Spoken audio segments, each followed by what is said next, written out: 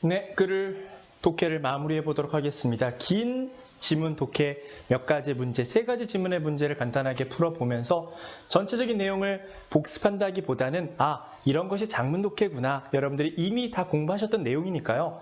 지금 수업 내용은 지금까지 풀어봤던 기본 독해 내용과 완전 다르냐? 아닙니다. 똑같은 내용의 반복이긴 합니다. 하지만 총정리한다, 복습한다라는 개념을 가지고 나머지 문제들을 스스로 해결해 보시면서 수업의 내용을 들어보시면서 정리, 마무리하실 수 있겠습니다. 핵심 예제, 유형부터 분석을 해보겠습니다. 48쪽, 49쪽에 나와 있는데요. 핵심 문제, 작문 독해라는 거 어차피 여러분들이 글을 읽고 문제를 푸는 거니까 전혀 색다른 내용은 없죠. 기존에 배웠던 그 내용, 그 방식 그대로 수업을 진행해 나가 보도록 하겠습니다. 지문을 읽고 참고해서 글을 이해한 것이니까 지문을 읽은 다음에 보기를 읽고 적절한지 여부를 판단하시면 되겠고요. 다음 문제, 기억을 근거로 정리한다고 했으니까 2번 문제는 기억 부분을 읽고, 즉 첫 번째 문단을 읽고 이걸 해결하면 조금 더 기억이 생생했을 때 문항을 풀어볼 수 있다는 특징을 갖고 있네요. 그래서 저는 문제 순서를 2번을 먼저 풀어보도록 하겠습니다. 첫 번째 문단을 읽고 기억을 통해 2번을 해결하신 다음에 나머지 내용을 읽고 1번 문제를 해결하면 조금 적절한 순서가 되지 않을까 생각해 볼 수 있겠네요. 같이 글을 읽어보도록 하겠습니다. 행복이란 무엇일까? 많은 사람들이 궁금해하는 겁니다. 행복이란 무엇일까? 정신심리학에 의하면 행복한 삶은 삶의 세 가지 측면을 갖고 있습니다.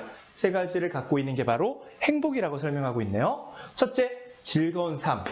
즐거운 삶은 일종의 경험이다. 즐거운 경험을 자주 하고 즐거운 경험을 잘할 수 있는 사람들은 살아가면서 긍정적인 경험을 더 자주 하고 따라서 행복해질 가능성을 더 크게 갖고 있다. 즐거운 삶이라는 건 일종의 경험이죠. 즐거운 경험을 많이 하면 할수록 행복해진다는 얘기입니다. 그러나 우리의 삶은 행복을 위해 단순히 즐겁고 긍정적인 정서 이상의 무엇을 요구합니다. 게다가 즐거운 삶은 누구나 가질 수 없는 제한점이 있죠. 다 즐겁고 살기 쉽지만 인생이 그렇진 않잖아요. 즐거움을 경험할 수 있는 능력은 상당 부분 유전에 달려있다는 것이다. 네. 즐거움을 경험할 수 있느냐 없느냐가 유전에 달려있다는 건 상당히 신기한 내용이죠. 계속 읽어볼게요. 즉 낙천적인 부모에게서 낙천적인 자식이 출생할 확률이, 그리고 즐거움을 잘 느끼지 못하는 사람은 비슷한 성격의 자식을 낳을 확률이 높다는 것이다. 그러니까 여러분들이 행복하지 않는 거는 일상에서 행복을 잘 경험하지 못하는 것일 수 있겠고, 그것은 여러분들의 부모가 즐거움을 잘 겪지 못하는 성격일 수도 있겠다라는 생각을 해봅니다.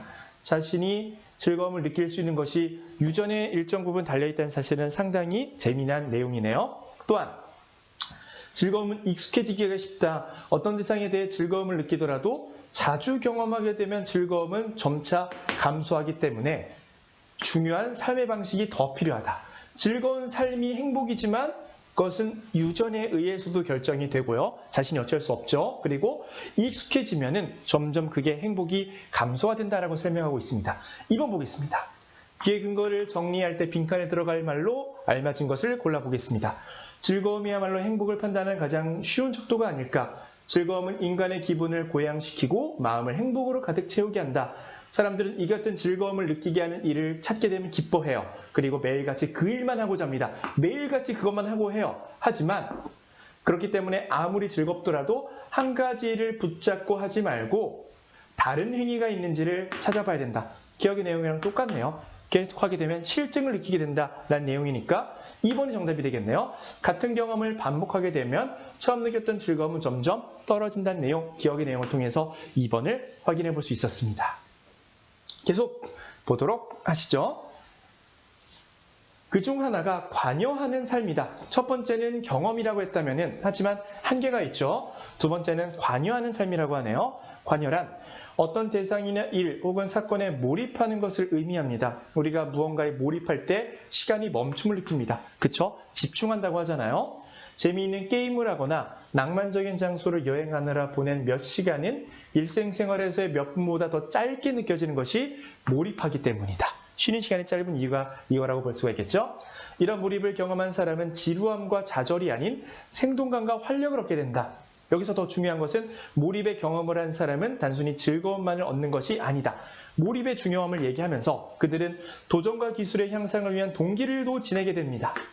삶이 더욱 좋은 방향으로 나아갈 수 있다는 것이다. 몰입이론의 창시자인 미하이 교수에 의하면 몰입의 경험을 풍부하게 그리고 다양하게 하는 것이야말로 행복함을 넘어서 훌륭한 삶이 된다. 중요한 경험도 중요하고 몰입하는 것도 중요하다는 점을 알려주고 있습니다. 마지막 문단은 세 번째, 세 가지 측면이라고 했으니까 마지막 측면을 언급하겠죠.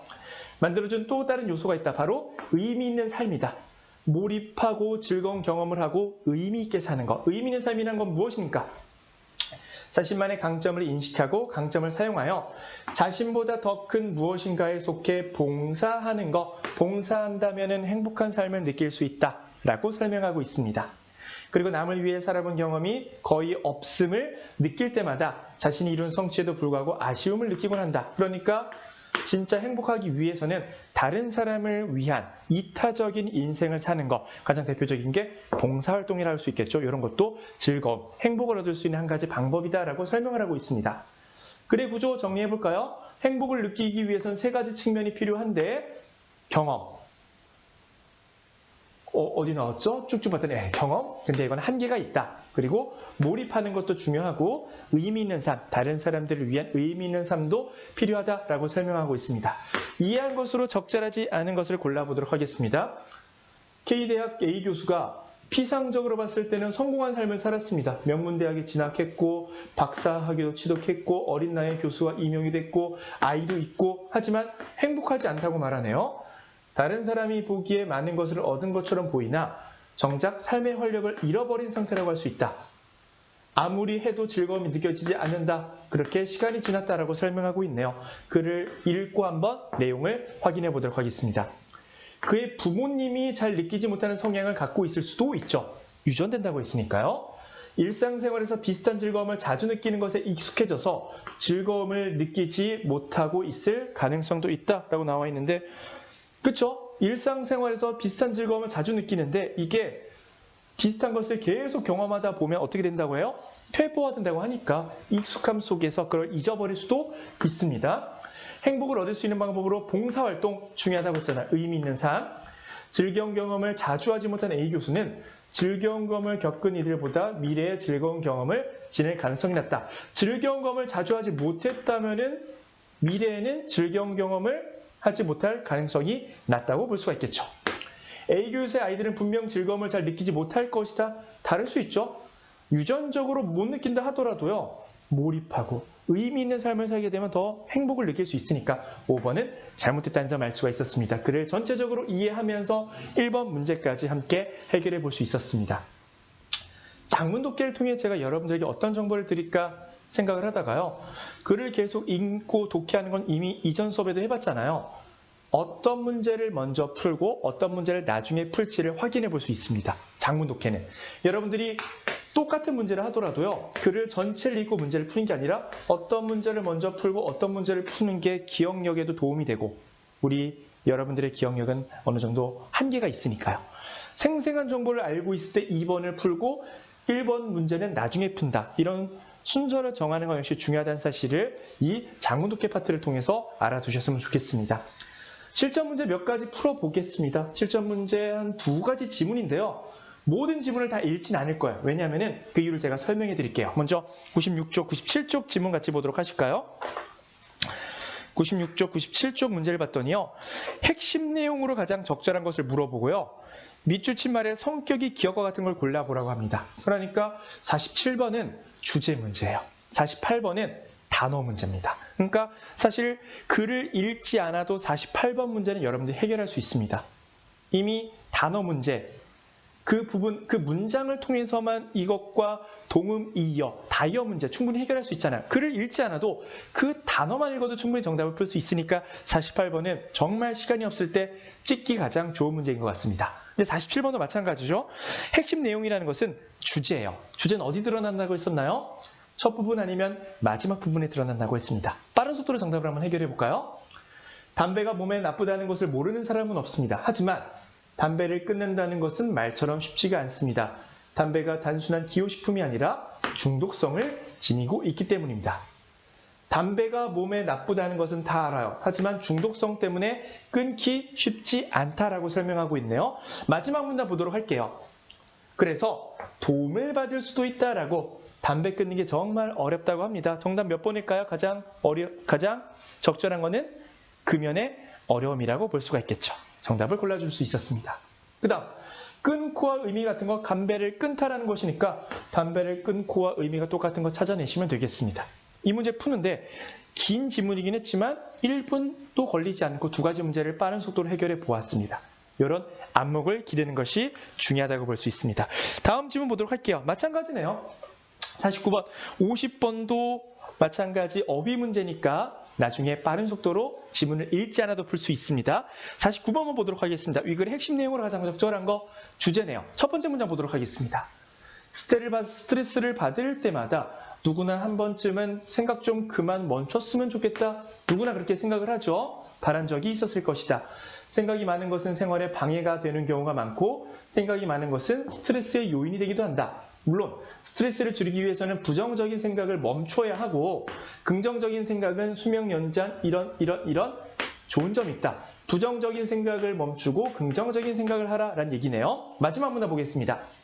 이외에도 생각이 너무 많아 발생하는 스트레스를 줄이기 위해 운동, 명상, 취미 이런 것들도 하나의 도움이 될 수 있다. 생각이 너무 많을 경우에 어떻게 하면 좋을 것인지 설명을 하고 있습니다. 핵심 내용은 뭘까요? 생각 멈추기라기보다는 부정적인 생각이라고 볼 수가 있겠죠? 그만 좀 했으면 좋겠다.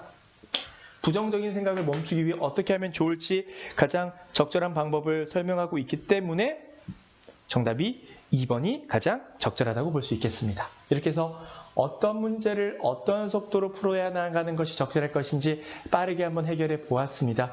속도가 중요하니까요. 글을 읽어야 되는 부분에서는 더 많은 시간을 할애하고 시간을 줄일 수 있는 부분에서 빠른 속도로 정답을 찍어 나가는 지혜와 용기가 필요하겠습니다. 추리 파트에서 함께 살펴보도록 하시죠. 감사합니다.